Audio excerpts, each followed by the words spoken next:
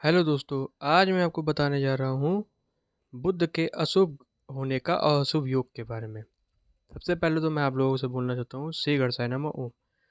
तो अगर मैं नीच का बुध की बात करूँ, तो नीच के बुध में क्या होता है कि इंसान की जो निर्णय लेने की क्षमता होती है वो खत्म हो जाती है। मानसिक तनाव रहता है और त्वचा संबंधी रोग रहते हैं। इसी तरह अगर मैं बुध अस्त की बात करूँ, बुध अस्त यानी कि ऐसे डाउन दिखाएगा आपको कुंडली में।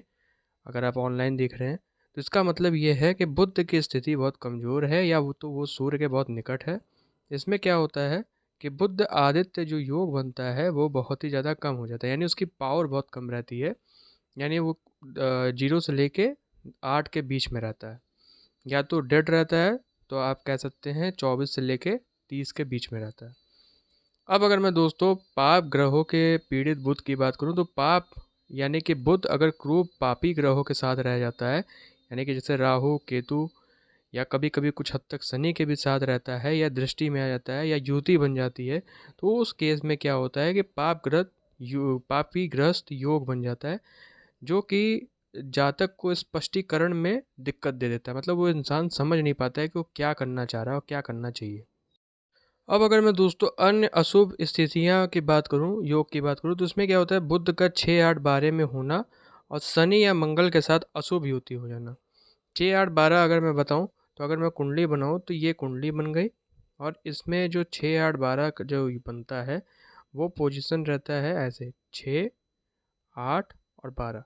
अब अगर यहाँ बुध बैठ गया तो ये अशुभ युति बनाता है। अब अगर मैं दोस्तों बुध का शत्रु राशि में होने की बात करूं, तो सिंह या धनु राशि में बुध जो है एक भ्रमित हो जाता है और वाणी दोष बना देता है। शत्रु राशि जैसे कि वो मंगल की राशि में बैठ जाए, मेष हो गया, वृश्चिक हो गया, उसके साथ बैठ जाए, तो एक शत्रु राशि का दोष बन जाता है। अब अगर मैं दोस्तों वक्री बुध की बात करूं, तो वक्री बुध का लग्न जो रहता है वो 4 7 8 रहता है, यानी कि 4 7 और 8। इसमें अगर मैं बैठ जाता है बुध, तो गलत फहमियाँ पाल लेता है और निर्णय लेने में दिक्कतें आने लगती है। अब अगर मैं दोस्तों बुध राहु युति की बात करूं, तो बुध के साथ राहु की युति हो जाती है तो धोखाधड़ी बन जाता है, चालाकी हो जाता है, झूठा प्रचार करने लगता है। अब अगर मैं दोस्तों बुध केतु युति की बात करूं, तो बुध के साथ अगर केतु जी बैठ जाते हैं तो ये एक संयोग बनाते हैं और एकाग्रता की कमी कर देते हैं, आध्यात्मिकता भटकाव करने लगते हैं। अब अगर मैं दोस्तों लाल किताब के अशुभ योग की बात करूं, तो इसमें क्या होता है दोस्तों, बुध का 6 3 6 और 11वें भाव का स्वामी होकर खराब हो जाना। ये क्या करता है, ये जो है माता कलेश बन जाता है। 3 6 11 यानी कि 3 1 2 3 6 और 11, इसमें अगर बैठ जाता है तो ये एक माता से कलेश बना देता है, और इन जिंदगी में वो किसी भी औरत के साथ बैठता है तो थोड़ा सा कलेश का स्थिति बन जाती है। बुध का अगर मैं दोस्तों 8वें भाव की बात करूं, तो अगर वो 8वें भाव में बुध बैठ गया है तो रहस्यों का खुलना हो जाता है। कोई भी रहस्य रहेगा उसका खुल जाएगा, गुप्त योग बन जाते हैं और कर्जा या विरासत विवाद हो जाता है। अब अगर मैं दोस्तों बुध का तुला या मकर राशि में कमज़ोर होकर बैठने की बात करूं, तो इसमें क्या हो जाता है कि संतुलन में कमी हो जाती है, निर्णय में भ्रमित हो जाता है और साझेदारी यानी कि कोई भी चीज़ का साझेदारी करने में विश्वासघात हो जाता है। अब अगर मैं दोस्तों चंद्र बुध की अशुभ युति की बात करूं, तो बुध यानी कि अगर बुध चंद्रमा का भावहीनता योग बन जाती है, तो इसमें क्या होता है मानसिक अस्थिरता हो जाती है। मतलब वो इंसान मानसिक तौर पे स्थिर नहीं रहता है और चिड़चिड़ापन आ जाता है। बुध का अगर सेकंड भाव में अगर पाप प्रभाव हो जाए, तो वाणी दोष बन जाता है, यानी कि सेकंड भाव यानी कि यहाँ। और ये क्या हो जाता है धन हानि कर देता है, परिवार कलेश कर देता है और खान पान में भी विकार डाल देता है। अब अगर मैं दोस्तों गुरु बुध के शत्रुता योग की बात करूं, तो गुरु के साथ अगर बुध का विरोध या धार्मिक भ्रम या आध्यात्मिक भटकाव हो जाना है, तो वो क्या करता है, वो गुरु बुध का शत्रुता योग बन जाता है। अब अगर मैं दोस्तों बात करूं सूर्यास्त के बाद बुध का प्रभाव, तो इसमें क्या होता है रात्रि काल में बुध का प्रबल होना या स्वप्न दोष अनिद्रा हो जाना। इसमें क्या होता है कि सूर्यास्त के बाद बुध का प्रभाव बढ़ जाता है और ये ऐसा दोष जो है बढ़ जाता है। अब अगर मैं दोस्तों ये बात करूँ 10 बुध का नीच पीड़ित हो जाना, तो ये क्या करता है करियर, बास, नौकरी मतलब बॉस, मतलब कि बॉस के साथ उसका विवाद हो जाएगा, करियर में उसको दिक्कत होगी, नौकरी के मिलने के बाद, या नौकरी बहुत देर से मिलती है, दिक्कतें बहुत ज़्यादा उसको सहना पड़ जाता है। अब अगर मैं दोस्तों बात करूँ बुध का सन्यासी योग, तो 12वें भाव में शनि के साथ युति बन जाना, या बुध का वैराग्य में चले जाना, संसार में वैराग्य में चले जाना, ऐसा बन जाता है।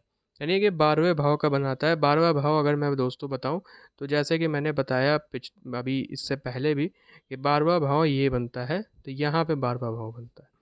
अब अगर मैं दोस्तों बात करूं बुध का कन्या में, तो ये क्या होता है, स्वराशि में भी पाप दृष्टि हो जाता है, अति बुद्धि में हानि हो जाता है, और जिद्दी स्वभाव बन जाता है। राहु बुध की 5वीं दृष्टि की अगर मैं बात करूं, तो 5वें भाव पर राहु की दृष्टि, यानी बुध पर संतान योग नष्ट हो जाता है।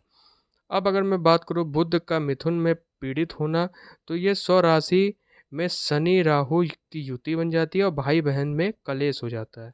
अब अगर मैं बात करूं दोस्तों केम ध्रुव संयोग या योग में बुध का बन जाना, तो इसमें क्या होता है, चंद्र के दोनों और कोई ग्रह न हो तो मानसिक अवसाद हो जाता है और आर्थिक तंगी हो जाता है। अब अगर मैं बात करूं बुध मोहिनी दोष की, तो इसमें क्या होता है दोस्तों, बुध के साथ शुक्र की अशुभ युति हो जाती है, और विपरीत लिंग आकर्षण और व्यक्ति का दिक्कत हो जाता है, मतलब पतन होने की स्थिति आ जाती है। अब अगर मैं बात करूँ दोस्तों 8वें और 12वें बुध योग, तो 8वां ये हो जाता है और 12वां ये हो जाता है। इसमें क्या होता है दोस्तों कि बुध का गुप्त रोग बन जाता है, जेलबंदी हो जाता है, ऐसा भय उसके अंदर बढ़ जाता है। अब अगर मैं दोस्तों बुध का गंडमूल नक्षत्र की बात करूं, तो इसमें अश्लेष ज्येष्ठा रेवती जन्म हो जाता है, तो इसमें गंडमूल नक्षत्र का एक दोष बन जाता है। ये जो नक्षत्र रहता है, ये इसको कहा जाता है कि जैसे 27 कन्याएं रहती हैं, वो दक्ष की कन्याएं रहती हैं, वो चंद्रमा जी की बीवियां कहलाती हैं। अब अगर मैं दोस्तों लग्न में उरी दृष्टि की बात करूं, तो बुध की तीसरी दृष्टि लग्न पर, नेत्र पर और सिर दर्द का कारण बन जाती है। अब अगर मैं दोस्तों बात करूं बुध का वृश्चिक में गोचर करना, तो वृश्चिक राशि में बुध का प्रवेश, गुप्त बात खुलना, ऐसा हो जाता है। अब अगर मैं बात करूं बुध का नीच गुरु युति का, तो नीच गुरु में जब साथ बुध का संयोग या धार्मिक विश्वासघात डगमगाना हो जाता है, तो इसको कहते हैं हम लोग बुध का नीच गुरु युति। अब अगर मैं दोस्तों बात करूं 4-8 बुध योग की, जो चौथे और 8वें भाव का स्वामी बुध वाहन दुर्घटना और माता को कष्ट पहुंचाता है। अब अगर मैं दोस्तों बात करूं बुध का शत्रु में अस, तो धनु राशि में सूर्य के साथ बुध लंबी यात्रा में हानि कर देता है। अब अगर मैं दोस्तों बात करूं बुध शनि भी दृष्टि में, तो शनि की 7वीं दृष्टि बुध पर अगर हो, तो वैवाहिक, यानी कि अगर बुध शनि में अगर बुध की 7वीं दृष्टि शनि पर हो, तो ये क्या करता है, बुध में वैवाहिक कलेश ले आता है और साझेदारी में टूटना कर देता है।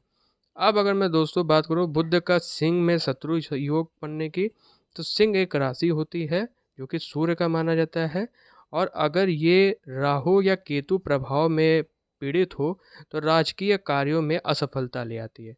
अब अगर मैं बात करूं दोस्तों 12वां और दूसरे भाव में बुध का योग बनना, 12वां यानी ये चीज़ 12वां, और दूसरा यानी ये। अब अगर यहाँ पे बुध का योग बन रहा है, तो ये क्या करता है भाव में, तो स्वामी जो रहता है बुध, विदेशी धन हानि और नेत्र विकार ले आता है। अब अगर मैं दोस्तों बात करूँ बुध का मेष में वक्री होना, तो मेष राशि में वक्री बुध साहसिक, मतलब सहायक कार्यों में हानि कर देता है। मेष यानी कि मंगल की राशि में वक्री, यानी कि बुध जो है बहुत ताकतवर होकर बैठा है, तो ये साहसिक कार्यों में हानि करा देता है।